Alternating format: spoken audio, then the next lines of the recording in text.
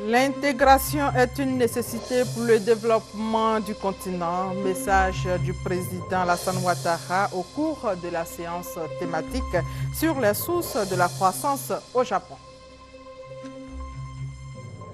Toujours au Japon, la première dame de Côte d'Ivoire a partagé avec les autres premières dames l'expérience de la Côte d'Ivoire en matière de lutte contre le sida. C'était au cours d'un symposium.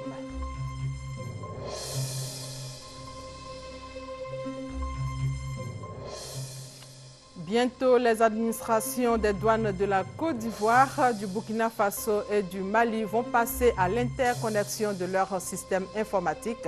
Une rencontre régionale s'est tenue à cet effet. Le point de cette rencontre dans votre journal. Bonjour à toutes et à tous. Le président Alassane Ouattara, vous le savez, est au Japon dans le cadre de la 5e conférence internationale de Tokyo pour le développement de l'Afrique. Hier, au cours d'une conférence, le chef de l'État a livré ses solutions pour le renforcement de la paix sur le continent. Le chef de l'État a fait une communication sur le renforcement des bases sectorielles pour la croissance. Le président Alassane Ouattara a indiqué que l'intégration est une nécessité pour le développement du continent. Abiba Dambélé Sahué, notre envoyé spécial au Japon. C'est un véritable cours magistral que le président Alassane Ouattara a donné à l'assistance composée de chefs d'État, de ministres, d'officiels japonais et d'universitaires. Cet exposé a porté sur les sources de la croissance en Afrique. Le président ivoirien, reconnu dans le monde pour son expertise économique, ses analyses ont indiqué que la croissance en Afrique va connaître une légère décélération avant d'être relancé très rapidement en 2014. Et pour surmonter ce défi, les leaders africains devraient mettre l'accent sur 4 priorités: les échanges intracommunautaires et les financements de grands projets d'infrastructures, le développement des ressources énergétiques, la modernisation de l'agriculture et enfin le développement humain, indispensable à la mise en œuvre de ces politiques. Et bien évidemment, l'aide du gouvernement et du secteur privé japonais sera d'un apport déterminant pour atteindre ces objectifs de croissance. L'intégration est essentielle pour accélérer notre croissance parce que de tout temps, il a été donc remarqué par les économistes que le commerce est le moteur essentiel de la croissance. Et c'est ce qui nous amène à penser à un certain nombre de grands projets d'infrastructures. Ces grands projets d'infrastructures ont l'avantage de stabiliser la croissance, c'est-à-dire nous assurer qu'une croissance démarrée ne fléchit pas, mais également donner les voies et moyens donc, de la circulation des biens et services. L'énergie est également une source essentielle et c'est pour cela que nous avons mis l'accent sur le développement du secteur énergétique dans notre pays et aussi dans la sous-région. La Côte d'Ivoire a pu augmenter de 30% sa capacité de production ces 18 derniers mois et compte le doubler depuis 2015. En parlant de croissance, on ne peut pas oublier en ce qui concerne mon pays l'agriculture, parce que l'agriculture a été la véritable source de croissance au cours des 5 dernières décennies. La Côte d'Ivoire a été reconnue pendant de nombreuses décennies comme étant un pays modèle en parlant de croissance et d'amélioration des conditions de vie des populations. Et l'agriculture permet non seulement donc la réduction du chômage, mais également une agriculture moderne permet d'aller plus loin vers des industries manufacturières. Et quand on regarde d'ailleurs les statistiques au niveau du continent, la Côte d'Ivoire compte parmi les premiers pays en matière de pourcentage de l'industrie manufacturière par rapport au PIB. L'agriculture doit être une source non seulement d'alimentation de la population, puisque nous savons tous à quel point le degré de pauvreté est élevé dans nos pays, mais également une source d'exportation. C'est en cela que nous voulons mettre, nous, l'accent sur la production de riz, qui est devenue maintenant donc une denrée ordinaire, aussi bien en Côte d'Ivoire, dans la sous-région, que sur le continent. On ne peut pas parler de tous ces éléments matériels sans parler du développement humain.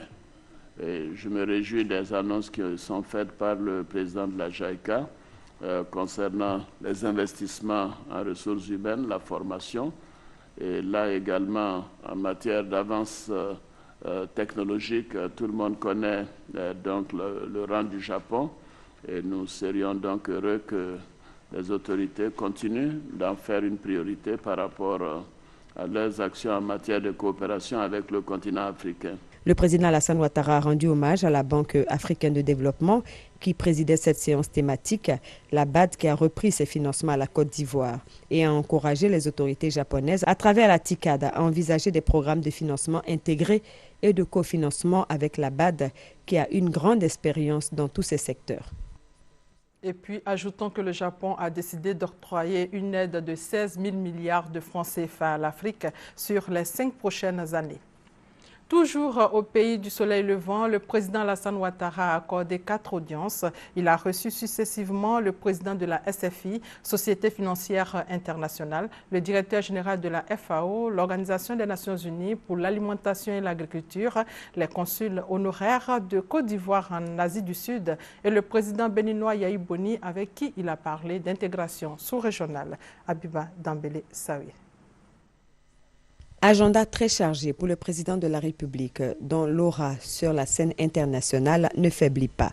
Ce dimanche, le chef de l'État a répondu favorablement à 4 demandes d'audience. La première accordée au président de la Société financière internationale, M. Jim Yong Kai. La SFI a fait le point de sa coopération avec la Côte d'Ivoire.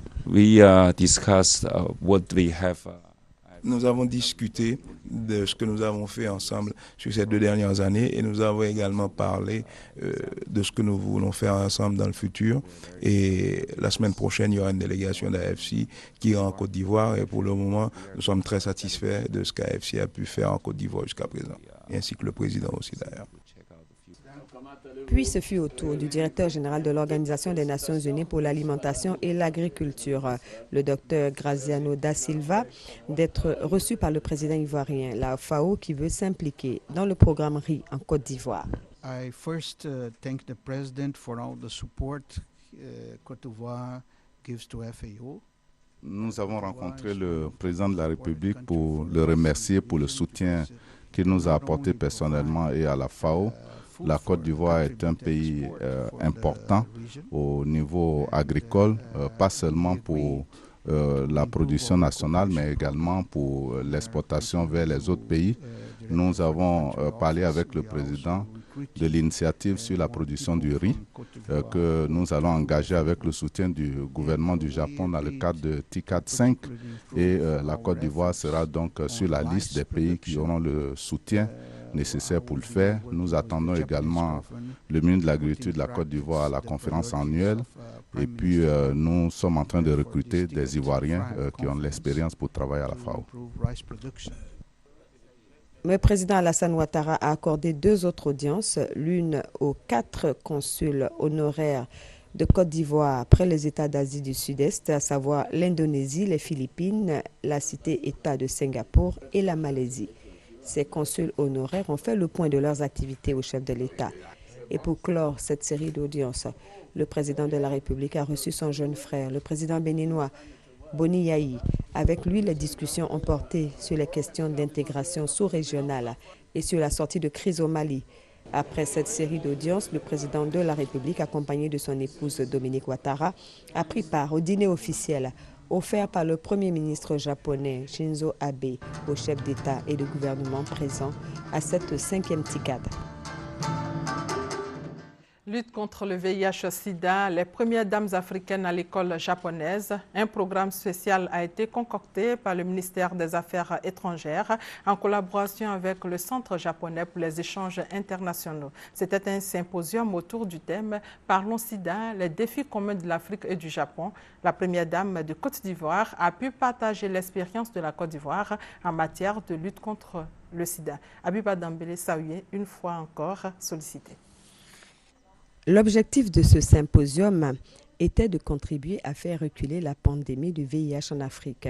Pour cela, une quinzaine de premières dames ont été invitées à partager leurs expériences. Parmi elles, la première dame de Côte d'Ivoire, Mme Dominique Ouattara, les épouses du Premier ministre japonais et du secrétaire général des Nations unies, le maire de Yokohama, les First Lady du Gabon, du Mali, d'Afrique du Sud, Mme Penui Fifo Pohamba, première dame de Namibie et présidente de l'Organisation des premières dames d'Afrique contre le VIH-Sida. Elle a exprimé sa gratitude aux autorités japonaises au nom de ses sœurs africaines avant d'indiquer que la lutte contre le VIH-Sida est une mission que les épouses des chefs d'État se sont assignées. Elle a demandé à toutes les femmes d'influence présentes à ce symposium de s'impliquer davantage dans le plaidoyer et dans la recherche de solutions durables. Selon l'ONU-SIDA, 8 millions de personnes sont en traitement dans les pays démunis et près de 70% des enfants n'ont pas accès aux soins. Et 13% des femmes infectées par le VIH vivent en zone rurale. Le problème de la stigmatisation a été au cœur des débats et l'expérience japonaise en la matière a été présentée aux Africaines. Des solutions ont été proposées. Cela a permis à la première dame de Côte d'Ivoire, Mme Dominique Ouattara, de faire le constat suivant.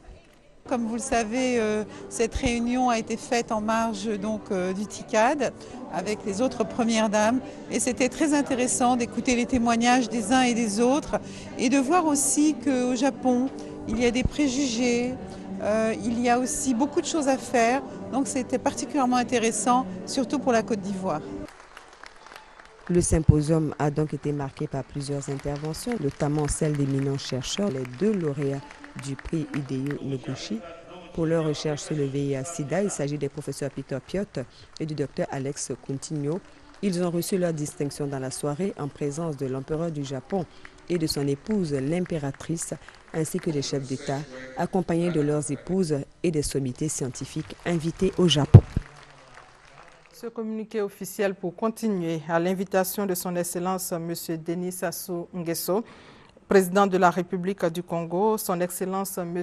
Alassane Ouattara, président de la République de Côte d'Ivoire. Le président de la République de Côte d'Ivoire effectuera une visite officielle au Congo du 7 au 9 juin 2013, historique du fait qu'elle constitue la première visite d'un chef d'État ivoirien au Congo. Cette visite sera une occasion privilégiée pour les 2 présidents d'aborder une série de questions d'intérêt commun d'ordre bilatéral et multilatéral, notamment la redynamisation de l'axe d'amitié et de coopération Abidjan-Brazzaville, l'instauration d'un dialogue politique permanent de haut niveau sur les questions de paix, de sécurité, de développement économique et social, d'intégration africaine et de coopération internationale. Et c'est signé ministre d'État, ministre des Affaires étrangères, Charles Kofi Dibé. Les administrations des douanes de la Côte d'Ivoire, du Burkina Faso et du Mali vont bientôt passer à l'interconnexion de leur système informatique. Une rencontre régionale pour discuter du projet vient de se tenir à l'école des douanes ici à Abidjan. La rencontre, qui a duré 3 jours, a vu la participation des représentants de l'Organisation mondiale des douanes, Lassina Ouattara, pour plus de détails. Après le Ghana, le système informatique de la douane ivoirienne va bientôt s'interconnecter à ceux du Burkina Faso et du Mali. Cette rencontre à Abidjan entre fonctionnaires des douanes des 3 pays vise à préparer ce projet. C'est un projet dont l'aboutissement nous permettra, je dirais, de résoudre de grandes difficultés que nous connaissons en ce moment. Ici, nous attendons une chose et une seule, c'est de créer un cadre qui permettra une véritable intégration sous-régionale au niveau de l'UEMOA, mais encore beaucoup plus élargie au niveau de la CEDEAO. Ce résultat peut être atteint dans la mesure où l'interconnexion des systèmes informatiques des administrations des douanes de la Côte d'Ivoire, du Mali et du Burkina Faso va faciliter les procédures douanières entre les 3 pays. Elle va également participer à la célérité des échanges commerciaux et lutter contre la fraude. C'est pour cela que les représentants de l'Organisation mondiale des douanes, à cette rencontre, ont souhaité la mise en œuvre rapide de ce projet. Les préparatifs de la visite du président de la République, Alassane Ouattara, dans le Grand Nord vont bon train. Le ministre des Infrastructures économiques, Patrick Achi, s'est rendu sur le terrain pour voir l'état d'avancement des travaux. Le point avec Kwadjo Kwame. Patrick Achi à Korogo. Le ministre des Infrastructures économiques a visité les travaux d'assainissement et de bitumage des rues de la cité du Poro. Sur l'axe Boundiali-Kouto, 92,5 km de route bitumée sur 124. À Ferkessé-Dougou, les travaux à l'intérieur de la ville ont fait l'objet d'attention. Le tout court au départ les lieux des différents meetings. Il s'agit de travaux d'urgence qui ont été identifiés avant l'arrivée du chef de l'État. Donc qui ont commencé maintenant, ça fait environ 2 mois.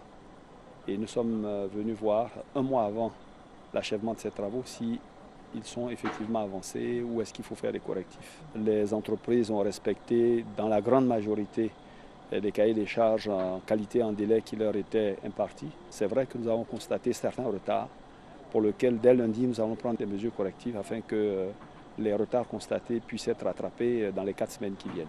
Dans les villes qui vont être visitées par le chef de l'État, certains travaux ont été faits sur le réseau revêtu, mais également sur le réseau non revêtu de ces villes pour les recharger, pour les rendre avec un niveau de circulation qui donne le confort nécessaire.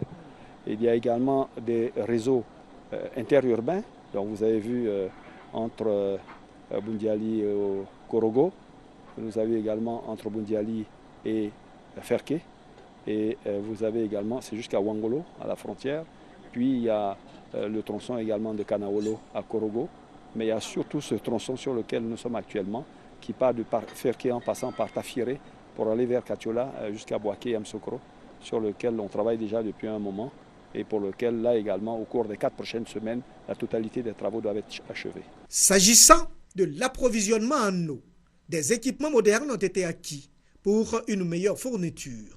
Dans l'ensemble, le ministre a quitté la région sur des notes de satisfaction. Fin du forum de la coalition des femmes leaders.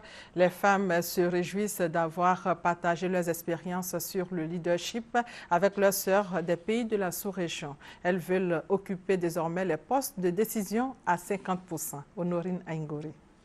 C'est autour du thème paix et développement, défis majeurs pour l'Afrique, le rôle de la femme que s'est déroulé ce forum durant 3 jours. Objectif, d'abord, inciter les femmes à s'engager résolument dans le processus de paix de leur pays, car sans la paix, il n'y a pas de développement. Ensuite, les inviter à être leaders dans leurs différents secteurs d'activité, entre autres informels, judiciaires, politiques, secteur privé, secteur public et surtout dans les instances dirigeantes. Pour les participantes, ce forum a été bénéfique. Nous avons été également édifiés parce que nous savons que nous aussi dans notre pays, nous avons cette ambition de devenir un pays émergent. Nous sortons de là vraiment enrichis. Qu'il s'agissait de la Côte d'Ivoire émergente en 2020, la contribution de la femme ivoirienne. J'ai approuvé et j'ai accepté ce thème, surtout par rapport à l'autonomisation de la femme. Pour la présidente de la coalition des femmes leaders, Leaders 2013 a porté ses fruits, même si beaucoup reste encore à faire. Le premier enseignement que j'en tire, c'est la motivation des femmes et leur engagement. Et leur sentiment que peut-être le temps de la revendication est terminé, il faut vraiment se mettre à l'œuvre. On ne peut pas être dans un forum de femmes si la question du quota n'apparaît pas. Nous avons demandé 50%. Au cours d'un gala, les femmes leaders de la jeunesse, des pionnières et bien d'autres dans leurs différents secteurs d'activité ont été primées. Dans le domaine de l'agriculture, 3 coopératives dans la filière café-cacao ont organisé leurs assemblées générales. Le bilan de leurs activités est jugé positif. Jeanne Atoubé. À l'ouverture de la campagne en 2012-2013 dans la filière café-cacao, Silue Seydou, le premier responsable du conseil café-cacao dans la région de Soubré, n'avait eu cesse d'exhorter les coopératives à faire leur bilan au terme de l'année agricole. Visiblement, la sensibilisation apportée.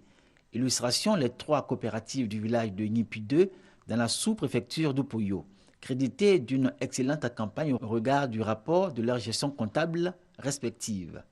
1200 tonnes de cacao commercialisé et un bénéfice de 14 millions de francs CFA pour la coop Nipi, 604 tonnes de cacao vendues, 13 millions de gains pour Ekani, mais la meilleure des 3 reste Ekassou, qui a commercialisé 2000 tonnes de cacao et glané plus de 21 millions de bénéfices. Devant le sous-préfet d'Upoyo, Kwadio Arnaud Mathieu, Silue Seydou du conseil café-cacao de Soubré et le directeur départemental de l'agriculture, ces coopératives ont relevé les problèmes qui constituent selon elles des freins à leur émergence. Ce sont notamment l'état de dégradation extrême des pistes et la non-maîtrise de la réforme de la filière café-cacao. Conséquence, la volonté des producteurs d'être des professionnels et amener leur coopérative à la certification est contrariée. Pour la campagne à venir, ils attendent du conseil café-cacao des correctifs qui leur permettent de tirer véritablement tous les bénéfices de leur dur labeur. En bref, le président de la République française, François Hollande, sera distingué ce mercredi à Paris, en France. François Hollande recevra au siège de l'Organisation des Nations Unies pour l'éducation, la science et la culture le prix Félix Houphouët-Boigny pour la recherche de la paix, cela en récompense de l'intervention de la France au Mali. À cette occasion, le numéro 1 français invitera plusieurs chefs d'État africains à un déjeuner à l'Élysée. Le président ivoirien Alassane Ouattara doit prendre part à ces rendez-vous. Mais en attendant, la 15e édition du concours de l'excellence doté du prix Félix Houphouët-Boigny pour la recherche de l'excellence en milieu scolaire a eu lieu à Yamoussoukro. Le concours a enregistré 114 participants, parmi lesquels 21 lauréats ont été récompensés. Charles Tatou. Intéressé par le concours d'excellence prix Félix Houphouët-Boigny pour la recherche de l'excellence en milieu scolaire, 114 bons élèves des établissements secondaires publics et privés du pays se sont retrouvés dans la capitale politique Yamoussoukro, dont 45 du district d'Abidjan et 69 de 4 villes de l'intérieur, Tabou, Bassam, Dimokro et Yamoussoukro. Ils y ont pris part à la 15e édition de ce concours. 21 de ces têtes prometteuses ont brillé par les bons résultats de leur travail. 6 sont repartis avec le prix d'encouragement. 8 ont regagné leur base avec le prix de bronze, 4 avec le prix d'argent et 3 ont raflé les lots du prix d'or. Je voudrais vraiment remercier notre député l'honorable CME et tous mes amis, notre éducateur, le proviseur du lycée moderne et tous mes amis, mes parents, tous ceux qui m'ont soutenu de près ou de loin. Je suis venue ici grâce à mes parents parce qu'ils m'ont encouragée à venir ici. Mes éducateurs aussi m'ont choisi pour venir ici parce que je suis intelligente. Le représentant du parrain exhorte les élèves à travailler sans relâche. Le professeur Vaudieu lui-même est un exemple. Il pense que les lauréats iront dans le sens qu'il a toujours souhaité pour que la jeunesse soit également celle sur qui on peut compter pour un bon avenir à Côte d'Ivoire. Les initiateurs, eux, se disent satisfaits du bilan de leurs activités. Aujourd'hui, je peux dire que je suis fier. Parce que 15 ans d'existence, nous avons aujourd'hui à nos seins ceux qui ont participé à ce concours. 2 sont des magistrats, 2 sont des comptables dans des entreprises, d'autres même sont des médecins. Ce concours vise également à aider les parents à surmonter les difficultés des débuts de rentrée scolaire. 29 organisations estudiantines dont la FESI signe une charte pour la non-violence à l'université. Cette charte a pour but d'améliorer la cohabitation entre les étudiants et de promouvoir la non-violence dans les universités. Jardins publics et autres lieux publics utilisés sans aucune autorisation préalable. Cette occupation anarchique du domaine public est très décriée dans la région du Béquet. Pour y remédier, la Direction régionale de l'environnement et du cadre de vie, appuyée par l'USAID, a initié plutôt un atelier de formation et d'identification des causes de ce phénomène. Kwadjo Kwame. À Bouaké, l'atelier de réflexion sur l'occupation du domaine public a pris fin.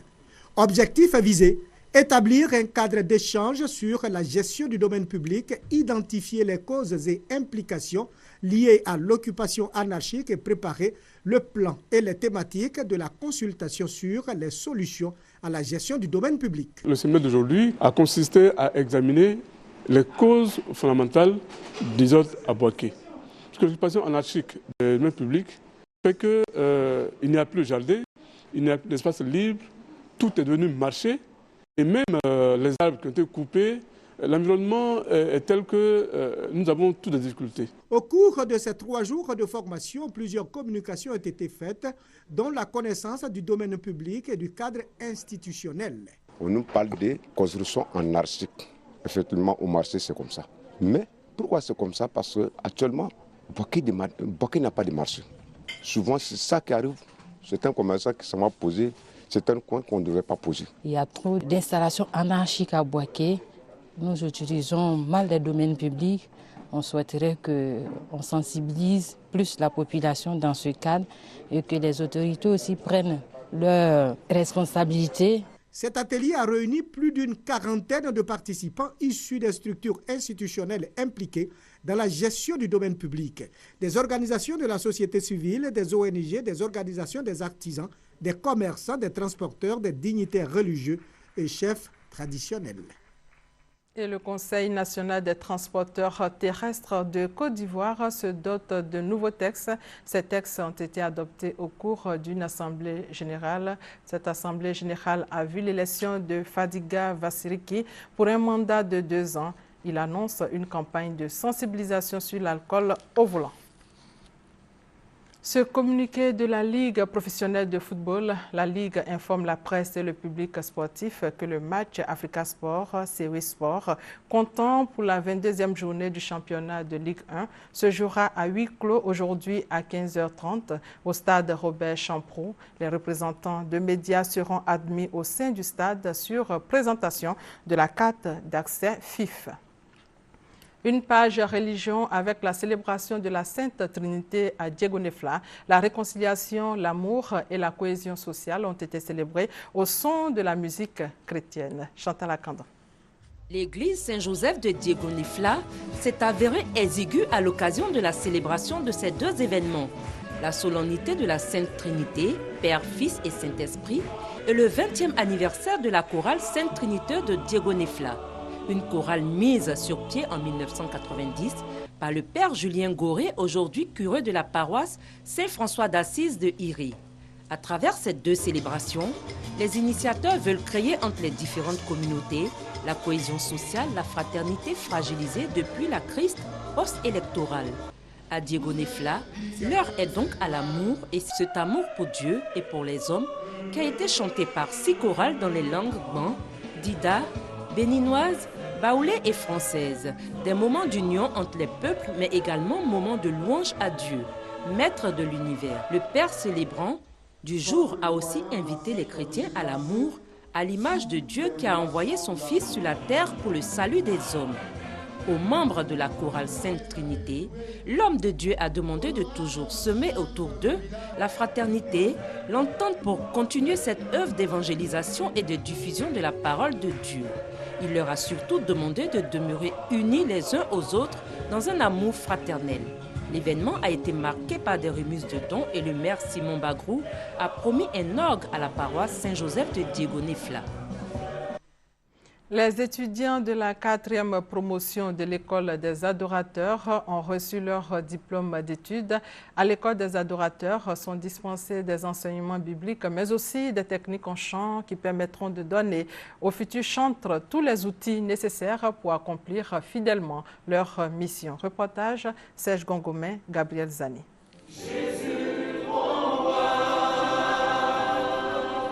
Au nombre de 29, les étudiants de la première école d'adoration en Côte d'Ivoire viennent d'achever leurs études. Ils reçoivent donc ces diplômes après 6 mois de formation pour ces étudiants. C'est un rêve qui se réalise. C'est un ministère que Dieu avait mis sur mon cœur. Et il fallait que je puisse parfaire ce ministère, m'approcher des personnes qui sont comme des dévanciers dans ce ministère. En tant que créature de Dieu, nous avons tous été créés dans un seul but, dans le but de communier avec le Créateur. Pour adorer le Seigneur, il va falloir le connaître. Et comment le connaître? C'est à travers sa parole. L'école des adorateurs n'apprend pas seulement à chanter. C'est une formation qui consiste à faire des hommes et des femmes de qualité, des hommes et des femmes bénis de Dieu, qui sont remplis du Saint-Esprit et qui peuvent impacter positivement, bien entendu, tout ce qui est de Dieu, fait du bien, tout ce qui est de Dieu bénit, tout ce qui est de Dieu fortifie et restaure. Et ce sont des hommes et des femmes, ceux qui on pourra compter pour essuyer les larmes, pour apporter une parole de grâce, une parole pour fortifier, pour encourager. Créée en 2008, l'école d'adoration collabore avec Constance Gospel Organisation, une structure qui comptabilise près de 20 ans d'expérience dans la production des albums de l'artiste Constance. À l'occasion de la journée dédiée aux femmes des Assemblées de Dieu de Côte d'Ivoire, les femmes posent des actes humanitaires. Elles ont aussi été sensibilisées sur plusieurs aspects, notamment comment se prendre en charge et être autonome. Marie-Laure Ngoran pour plus de détails. Élan de solidarité à l'endroit des malades. Un acte des femmes de l'église des Assemblées de Dieu de Koumassi, Temple Grâce. Ces femmes apportent ainsi leur soutien à travers des dons de produits hygiéniques au centre de santé de la commune, notamment l'hôpital général de Koumassi et le centre médico-social des Assemblées de Dieu. Ces dons ont été faits à l'occasion de la journée dédiée aux femmes des Assemblées de Dieu de Côte d'Ivoire. Procession, danse et louanges ont marqué la cérémonie. Nous voulons mener les femmes à véritablement s'engager dans l'œuvre de Dieu, à être des femmes résolues dans l'œuvre de Dieu, dans sa maison.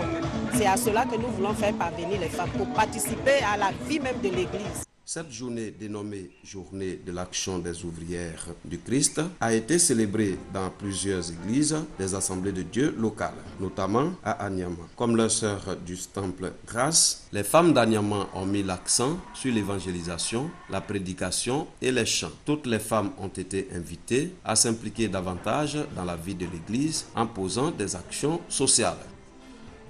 Voilà, reportage signé Marie-Laure Gorin et Douad Lazer. Fin de ce journal. Merci de votre fidélité.